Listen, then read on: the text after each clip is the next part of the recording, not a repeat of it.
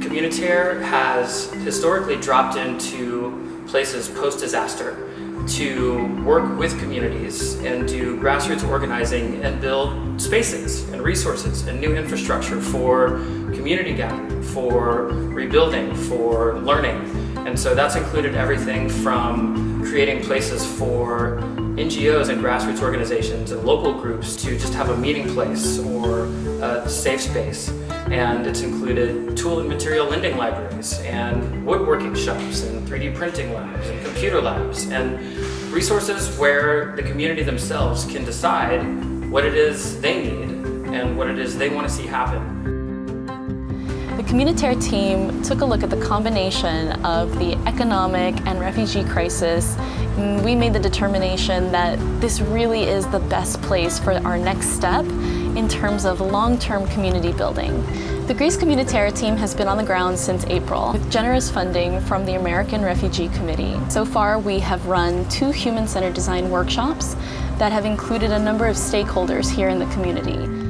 In addition to these workshops, we have also secured a generous donation from Leroy Merlin and will be opening our semi-permanent facility with a shipping container that they've converted. We're really excited to place it in a strategic location around Thessaloniki, working closely with our partners and stakeholders to identify the right location for this facility for the community. Critical in any sort of response, whether it's post-disaster, whether it's over the longer form, is for it to be guided by and led by the communities that it is designed to support. And so Communitere's practice of coming and asking, what do you need? How can I help you with that? Let's design something together, and building new solutions and answers with the communities and led by the communities, and as much as possible finding ways that we can provide the tools and back away because they bring the energy, they bring the expertise, they know what they need more than anybody that we could possibly bring in from the outside. And so it's been critical for the communities themselves to come participate in design workshops in order to understand what actually is needed here, what are the challenges and barriers that this community is likely to run up against as we go, and to come together and say, through our collective wisdom and our collective action, how can we move this forward together? So now with Greece Communitere, we find ourselves in the middle of sort of a transition, both for Communitere as an organization, expanding upon and building on the model that has worked in the past, historically in disaster scenarios.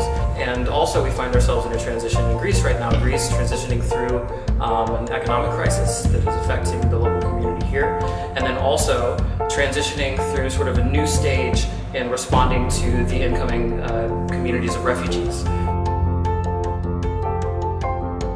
One of our hopes for Greece Communitere is that it can be one of the critical components for resiliency and integration of refugees and local Greeks.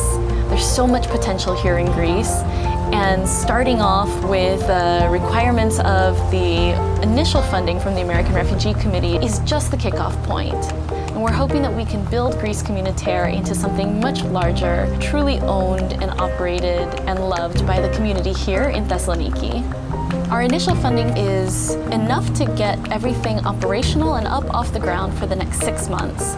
We're treating this as a long-running pilot to test what's going to be right for the community based on what they need and what they're requesting. We're hoping with continued funding, both from this donation, continued support from Communitere International, that we can continue operating Greece Communitere for a lot longer than the 6 months we're originally scheduled for.